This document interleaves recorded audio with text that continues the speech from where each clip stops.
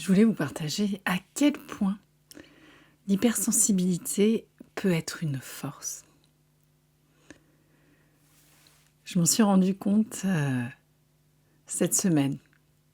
J'avais un rendez-vous à l'hôpital, rien de grave, une anesthésie, et j'ai vu le parcours par rapport à la dernière fois où j'étais à l'hôpital. Mon hypersensibilité avant à l'hôpital était une faiblesse. Les gens me parlaient mal, on me culpabilisait, que je faisais pas comme il faut, que j'en faisais trop, que j'avais trop d'émotions. Et pendant des années, l'hôpital a été vraiment une source de mal-être, à tel point que je ressentais toutes les émotions des autres, le négatif. Voilà, quand on est hypersensible, on ressent vraiment tout, y compris nos propres douleurs, la moindre petite chose. Et en fait, lundi, j'ai vu à quel point j'avais transformé tout ça en une force. Déjà, je suis arrivée en assumant complètement. Et en assumant plus, j'étais moins émotive. J'étais juste émotive le temps qui est absolument normal, au dernier moment, juste avant de m'installer pour la salle d'opération. Elle est venue juste au dernier moment, mais j'avais des outils. Quand on est hypersensible aussi, l'avantage qu'on a, c'est qu'on sait retourner à soi. Là, j'ai vu que carrément le fait d'assumer d'être hypersensible d'entrée de jeu quand tu arrives à l'hôpital, je suis tombée sur une infirmière hypersensible aussi. Et je lui dis, excusez-moi, je vous le dis tout de suite, je vous le dis tout de suite, je suis une hypersensible. Donc c'est possible que l'émotion monte, mais c'est qu'elle a besoin d'être évacuée. Et j'ai évacué mon émotion. Et vous savez quoi, ce qui s'est passé ? Une émotion, ça dure 90 secondes. Elle s'est évacuée et ça m'a fait du bien de partager avec quelqu'un. Et en plus, par hasard, l'infirmière était elle aussi hypersensible. Au pire, on m'aurait pris pour une femme. Oui, faites ce que vous voulez, madame. Voilà, mais moi, j'avais besoin de ça. J'avais besoin d'évacuer avant le passage à l'opération.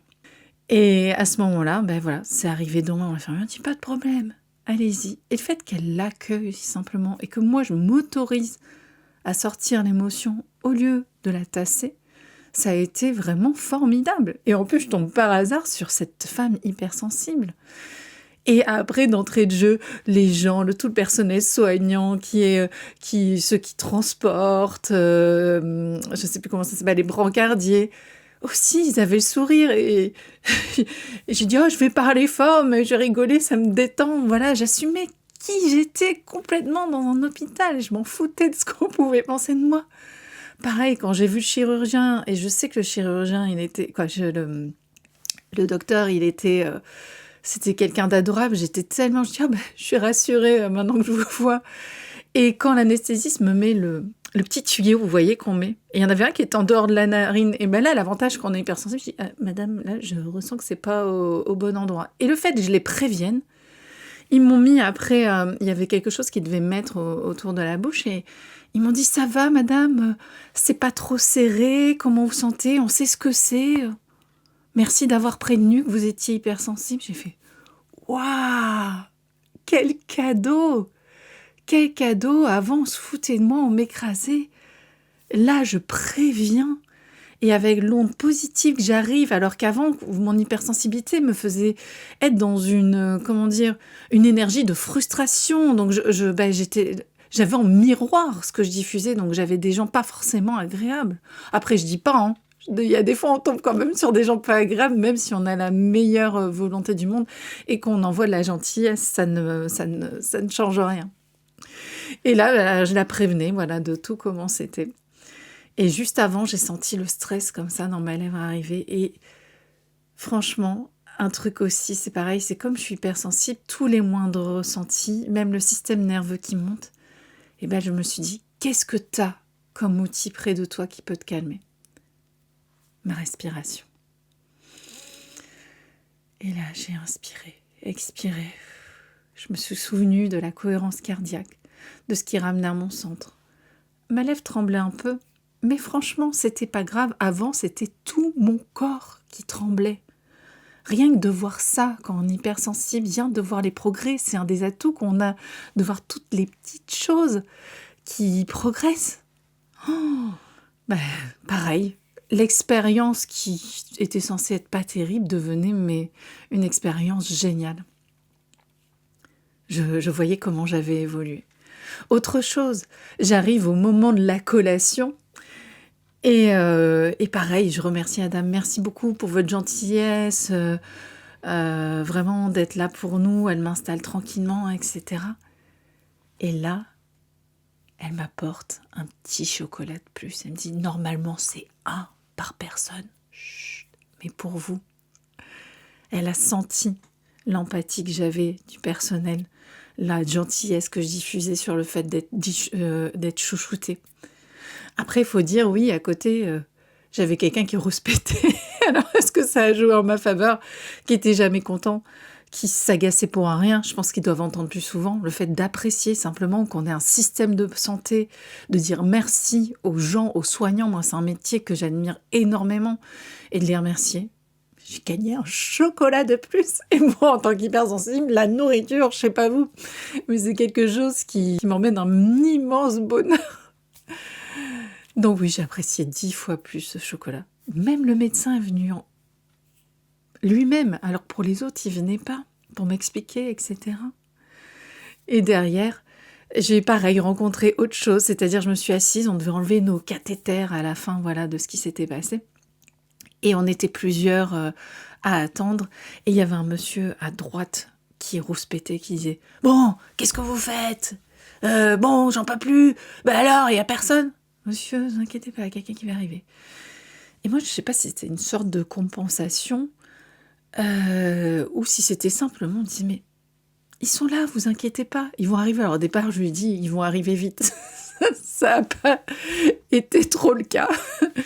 Mais ils sont pas arrivés vite, ils ont mis beaucoup plus de temps que pour les autres. Et ils rouspétaient. Vous savez, monsieur, ils font ce qu'ils peuvent. S'ils peuvent pas venir plus vite, c'est comme ça, on peut rien y faire.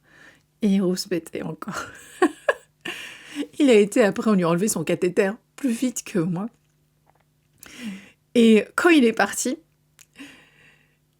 il a dit au revoir à personne, tellement il était énervé. Mais à moi, il m'a dit au revoir. Pourtant, j'ai été contre sa façon de penser. Alors quand on est hypersensible, souvent on n'assume pas d'être contre, on n'assume pas le conflit. Mais là, j'étais tellement dans mon bien-être de dire, on est dans un endroit en sécurité, on est quand même bien géré, même si on peut attendre, même si on attend. Oui, les hôpitaux. Oui, mais on a de la chance d'avoir des hôpitaux. Il y a des pays où il n'y a pas d'hôpitaux. De remercier les gens qui sont là pour nous. On a cette chance fabuleuse. Voilà. Après, oui, je pense que les remerciements, ils auraient été plus pour le personnel soignant que pour moi. Mais peut-être qu'il a au moins vu un soupçon de quelque chose, une porte qui va s'ouvrir pour lui ou pas. Il est foutu. Non, c'est comme ça. C'est chacun fait comme il peut. Il avait peut-être aussi quelque chose derrière. Voilà. Bon, bref. Je ne m'étends pas. À côté de moi, à ma gauche, j'ai une dame âgée.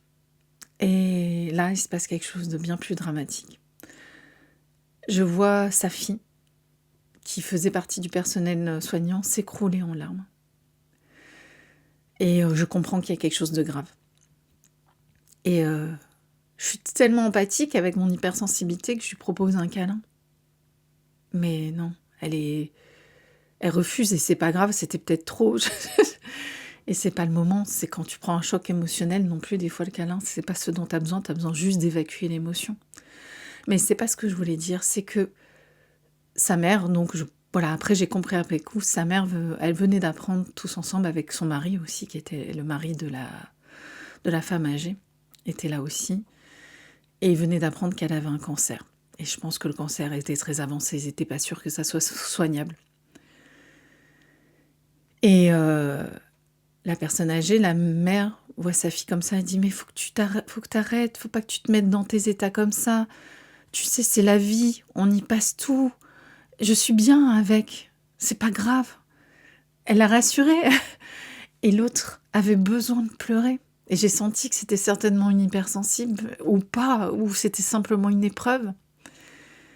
Et elle lui disait, elle pleurait, elle dit, bon, maman, il va falloir que j'aille chercher mes enfants. Et la femme âgée lui disait, mais non, faut que tu sois forte pour les enfants. Et là, quelque chose s'est réveillé en moi, que j'ai vécu aussi il y a quelques années. Et la fille est partie chercher ses enfants. La femme âgée est restée à côté de moi.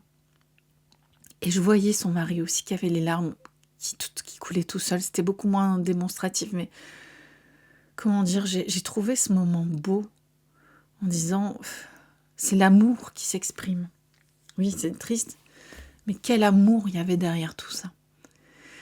Et cette femme âgée me regarde et me dit, vous savez, il faut qu'elle soit forte, faut qu'elle arrête de pleurer.